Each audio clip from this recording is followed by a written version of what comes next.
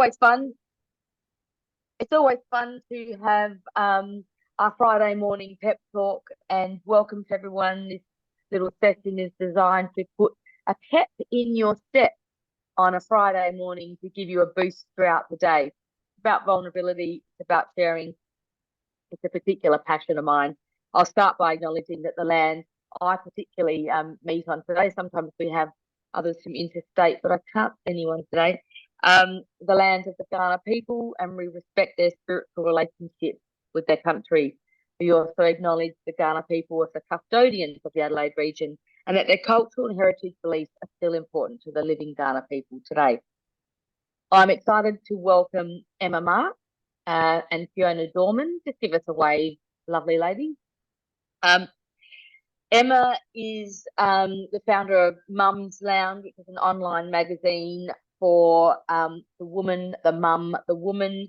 And she also, from there, went on to develop her own digital media agency, Deconstruct Digital, who offers a range of digital services to clients. And I loved having a chat to Emma when we first met about her passion for supporting women, and which just was a like-minded connection since the moment we met. Fiona Dorman, and these two are good friends, so they'll probably bounce off each other a little bit today. Fiona, you're a scientist by background, which I love, and you've worked in research in the areas of hematology and words that I can't even pronounce mostly, but she's also the current president of the National Council of Women, and she's absolutely dedicated to that role and passionate about it and doing a wonderful job. So can't wait to hear from you today. Now, Anjani, for those of you who normally join us, is overseas. So she sent us a video message. She's visiting her mother in the UK, and then she's going on to do TEDx in Huntington Beach, which is her lifelong dream. So kudos to her for fulfilling that. And she sent us a message. So we have a very special guest providing the key takeaways and summary today, and that is the one and only Julie Halifax, which everyone knows and loves. So Julie's going to provide a little summary of the key takeaways today, and of course we welcome your Q&A. So just quickly, Emma, let's jump over to you. Just a little intro to what I've already talked about, but just tell us about Emma briefly. Good morning. It's so lovely to see everybody. Yes, just adding to that, I think what I got told was I had to give you some information that was not related to business. So I'm a mum of five, a divorced mum of five, so a very independent mum of five, and as well as owning my media company, I have a background in hospitality. So a couple of years ago, I went halves in a food truck and do some catering and food trucking in my spare time. So that's a little bit about me that is not related to business. But yeah, as Fiona will attest, I love a chat. And yes, love a coffee. So you'll see that comes into play. Yes, hello. Thank you for wonderful. Loved that coffee and yes, solidarity. Thank you, Emma. I've got my cup of tea here. And Fiona, just share a little insight of not your insight yet, just a little intro. Yeah, thank you so much. It's so wonderful to see. I can see there's definitely familiar faces on screen. So thank you for having me today. I'm on Kaurna country. And in fact, I'm in the SAMRI building at the moment because I am due at 9:30 at the conclusion to head down and give a presentation to some early and mid-career researchers. No pressure, right? But yeah, look, I'm really passionate and driven to, I guess, in the area of gender equality and gender equity. I'm currently the chair of the Premier's Council for Women, president of the state's National Council for Women, and also the national vice president. And it's all about gender equality and gender equity. In fact, it's actually more about equality overall rather than putting a gender lens on it, though that's where we are.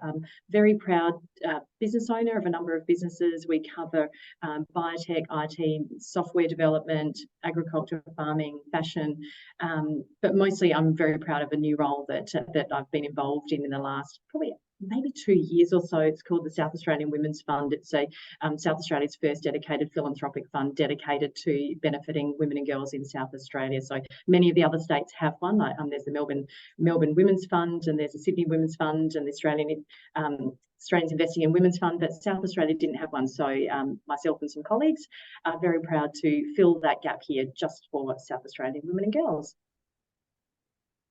That is amazing, and I'm so excited to hear your insight, but just really want to acknowledge the work that you do, Fiona, for South Australia and females.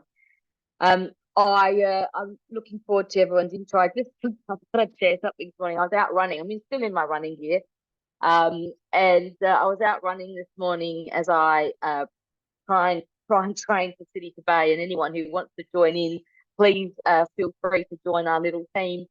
And I was running past and the Hutt Street Walk a Mile fundraiser was on, and someone yelled out my name, and I was like, no, I'm timing myself. I'm gonna keep running.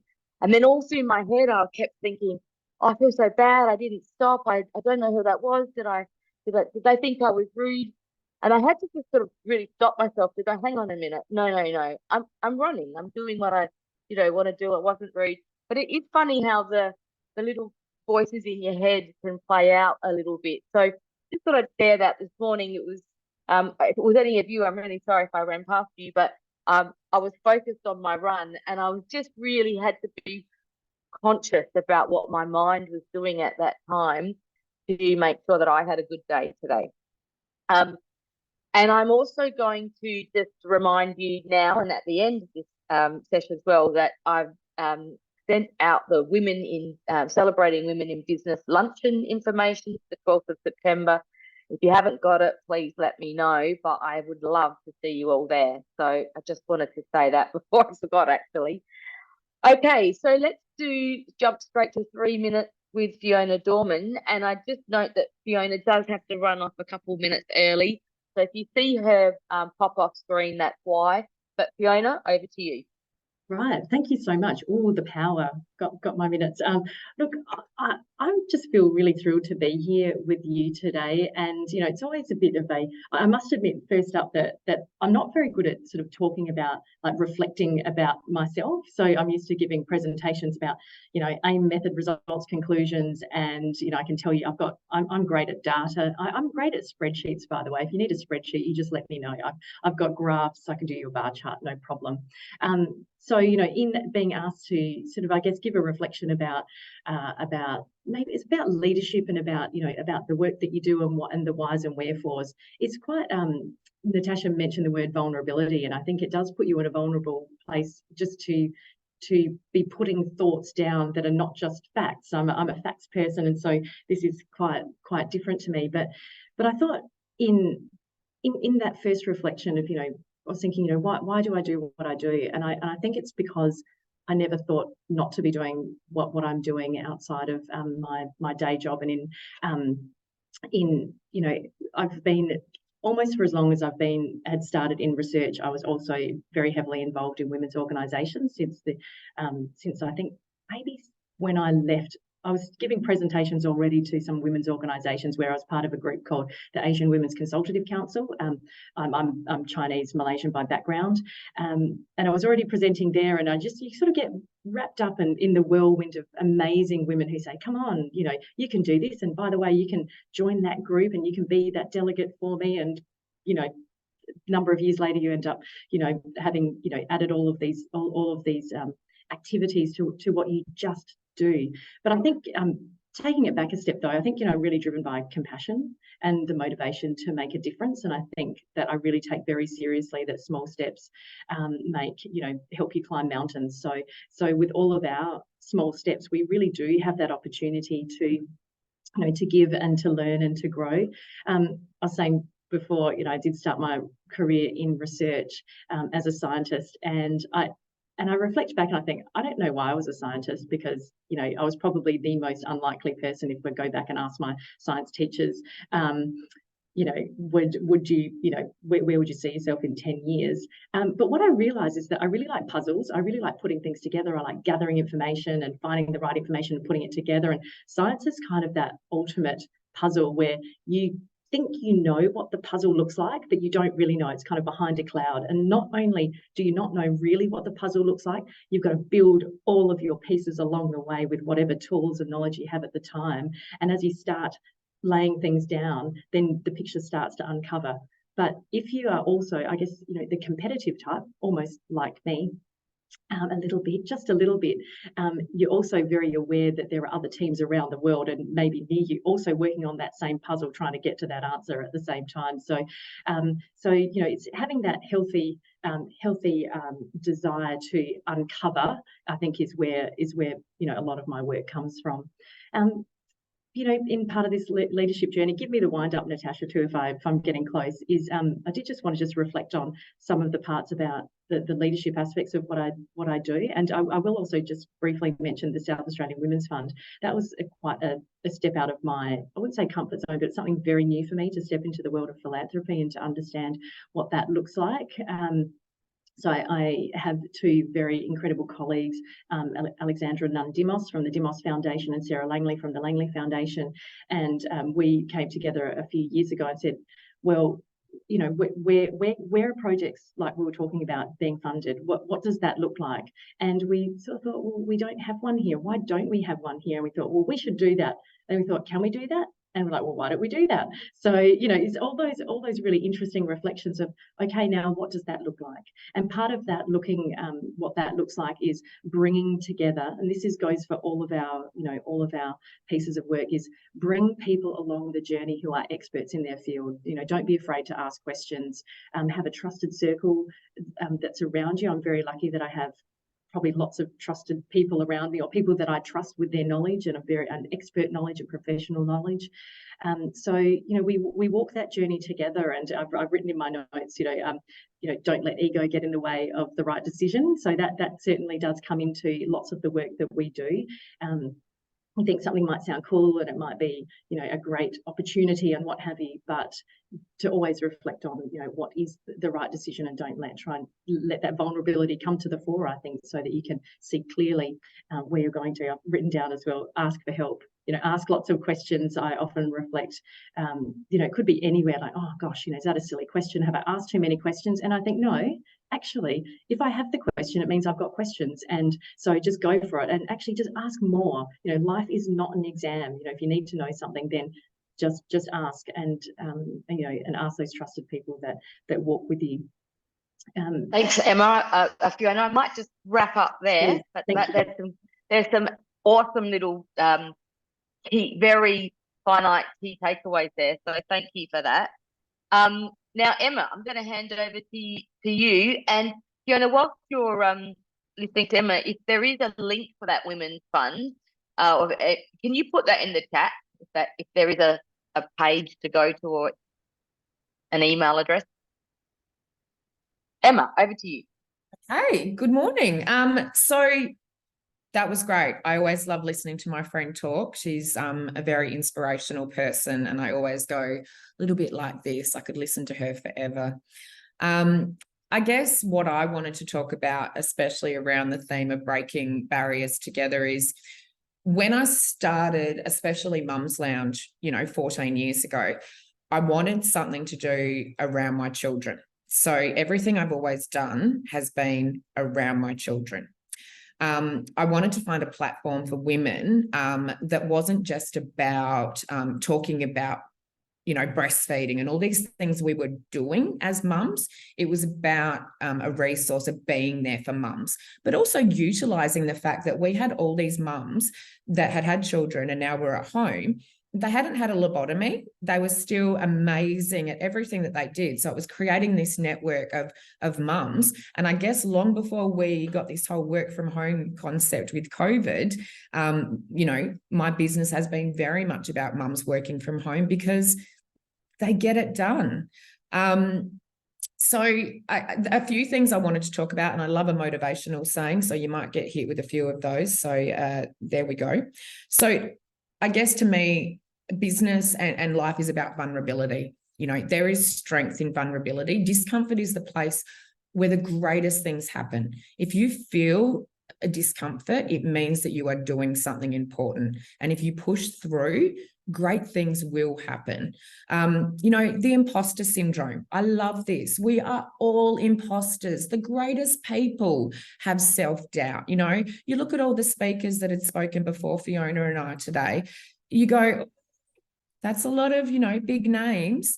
We all have the imposter syndrome. You know, fighting through that and working out that it's not what you are that holds you back. It's what you think. It's what you think you are not.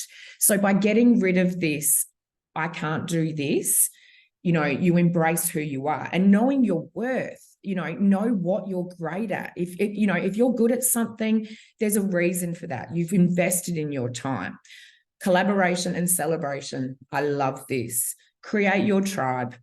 You know, do what you love and then collaborate with people that love what they love. You know, as I just said before, I love listening to Fiona. I love listening to all my women in business because they inspire me. You know, competition, it slows us down. Collaboration is how we push forward. So collaboration, wow, that 3 minutes goes very quickly, doesn't it? Also, know what you're doing it for. You know, I have sons and daughters. I'm raising sons to be the men that I want them to be, but I'm raising daughters to worry less about fitting into glass slippers and more about shattering glass ceilings. So, you know, I always remember who I'm doing it for. I'm stopping. Wonderful. Thank you. Can I, it is interesting. We, as SA leaders, we have, a 3-minute leaders insight. And if anyone wants to practice public speaking, short 3 minutes is actually sometimes harder than a longer presentation. So it's a very good little practice. But you both absolutely nailed it with some amazing key takeaways. I just love, and you mentioned vulnerability, which is my favourite word. But let's now hear from Anthony Dooley. So if you could share your screen, and then we'll recap and go to Q&A. And thank you to Fiona for putting your email address in the chat.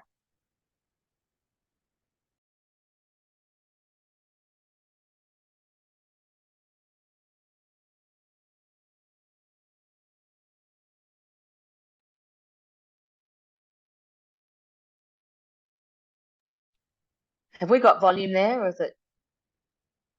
Jules, we need some volume.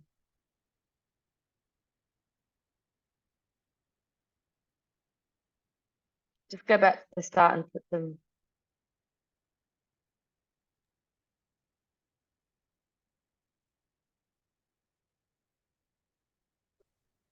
Hi there, Anjanette Amrit here, and I wish I could be there on Zoom live with you, but I'm in the UK at the moment. And so Natasha has kindly asked me to share a leadership insight today for you all on breaking barriers. And for me, the biggest barrier we need to break as women leaders, women business owners, women in communities is our own negative self-talk. I know we've spoke about it before, but it is vital. It holds a tremendous influence on us in our businesses, in how we conduct ourselves, in our confidence, in how we show up and how we speak up. And if we want to make inroads in the business world, if we want to change things in the business world, then we have to start to look at our own self-talk. And it's normal for all of us to have self-doubt, to maybe wonder if we can do something new, wonder if we can speak up. That's very normal. And where that comes from is a few places, you know, societal expectations, past experiences, and also the absence of some really good role models in our life who are speaking up. So how do we confront this? Well, head on. We have to really rewrite that mental narrative and cultivate greater self-awareness, which means recognize those moments of self-doubt and really acknowledge them and don't let them define you or your ability. And so another way that you can do that is share to air. What do I mean by that? I mean, share them with your mentors, the people around you, your friends, your colleagues. get a support team around you, and share that negative self-talk, not to buy into it, but to see that it's not worth the time to consider it or to take too much notice of it. So share it, air it, and once it's aired, you can start to see how it doesn't need to have a hold onto you. So I do want to say, there's a really great quote that my teacher once said, which is, if we have trouble with our mind, then we cannot help create change in the world. So in order for us to be change makers in the world, we have to first of all rewrite that mental narrative, and you can do this, you've got this. So I really welcome all of your attempts to do that, and make sure that you get someone in your life, get a team of people in your life who you feel comfortable enough to share that negative narrative with, and really start to challenge it. And you'll see the difference it makes, and you'll see how much more confidence you have once you start to challenge that narrative. So good luck with that, and I hope you enjoy the rest of the pep talk this month. See you next time. Bye for now. Hi there, Anjani Amrit here, and I wish I could be there on Zoom live. Thank you. Yeah, it's always great to hear from Anjani and some key takeaways. But let's hand over to Julie to do a little summary of what we have learned today, what we can take away. Hi, everybody. I think the message from all three is share, collaborate, build the team around you. It was interesting that Anjani, not knowing what the other two were going to say, has actually come up with exactly the same thing. I loved, there were so many things. Fiona saying, ask for help, and there's never a silly question. Life is not an exam. You know, just reflecting on all of that. And then Anjani comes with the same thing. Emma talks about, I loved Emma's, it's not what you are that holds you back, it's what you are not. But Emma also brought up, create your tribe. So all three have talked about, and Natasha then talked about when she was running and running past people, she had to change her mindset. Anjani then referred to the same thing. So it's changing how we think. And I also loved Emma's know what you are doing it for. So, but I think the whole thing is be vulnerable, be prepared to ask people around you, and create that support around you that is strong.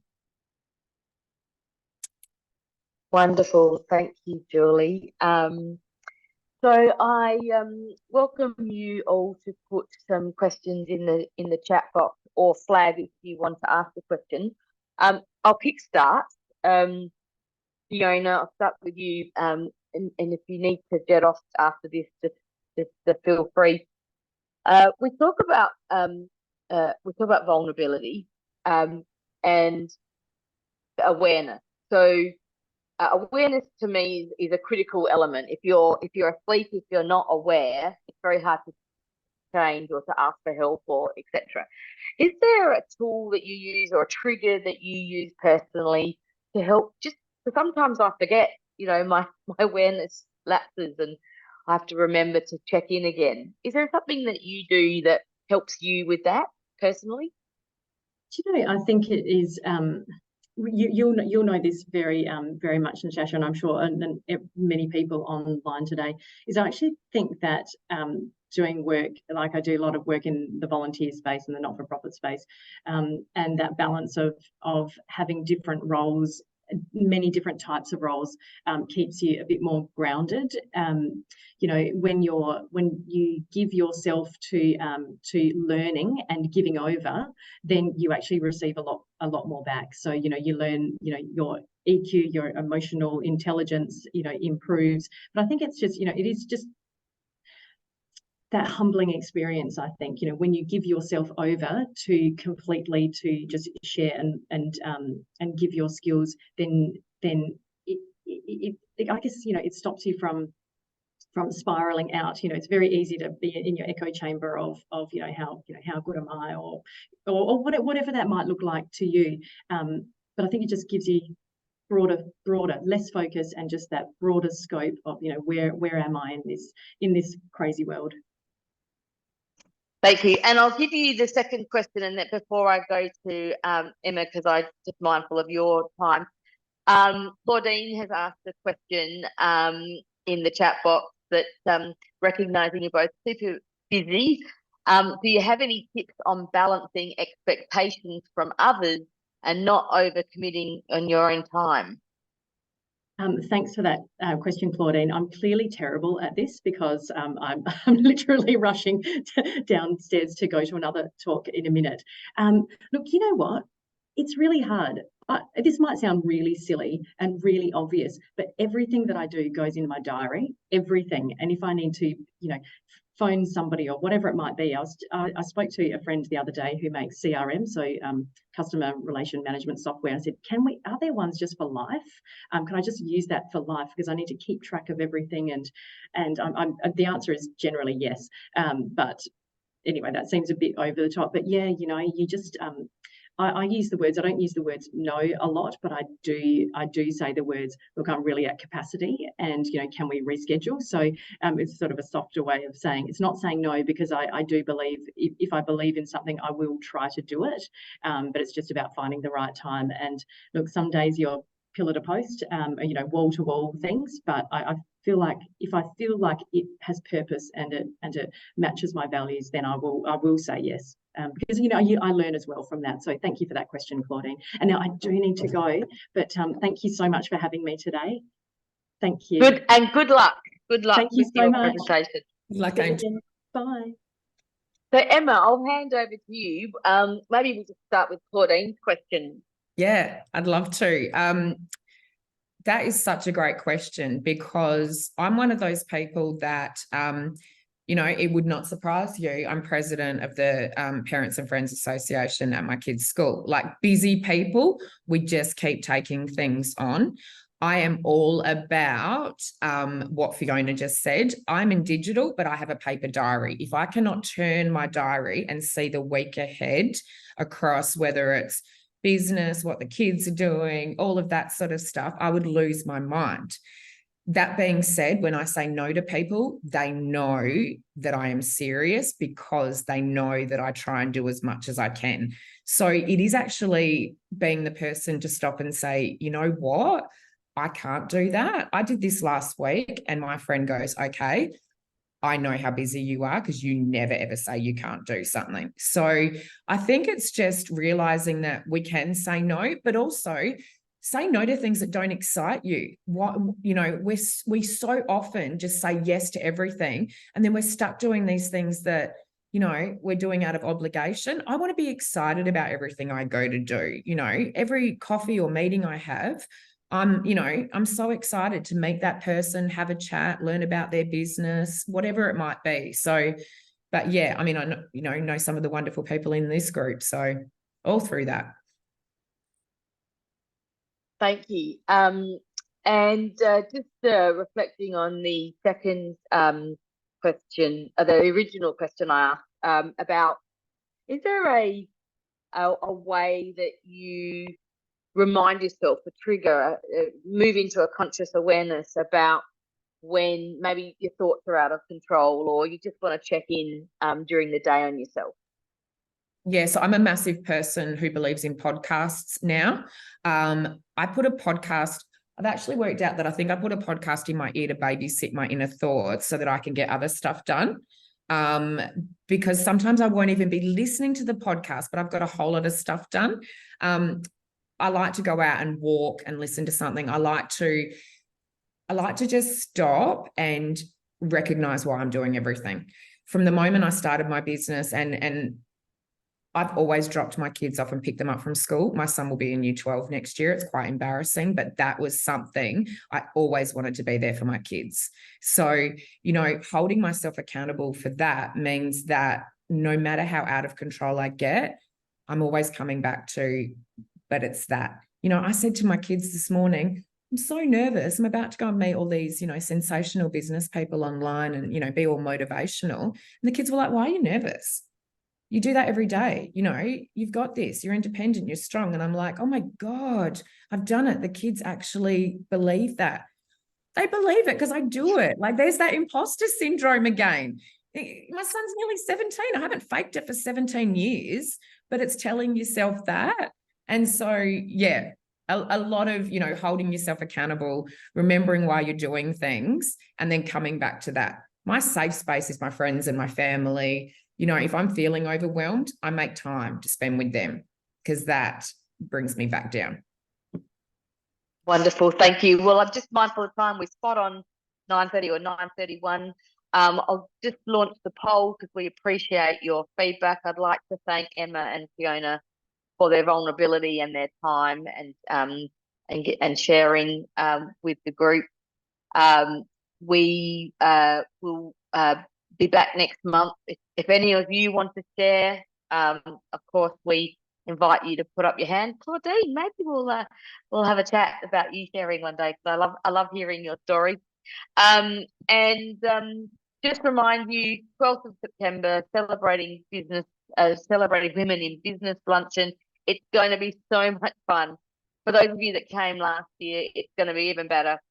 We've got Melody Horrell, who has written, I've actually got her, it's at home now, her book, A Dolphin Called Jock. It's an amazing book about her story that stems from a domestic violence environment right through to this dolphin in the Port River and the work that she did there, that she claims sort of, you know, saved her life. And it's a wonderful story.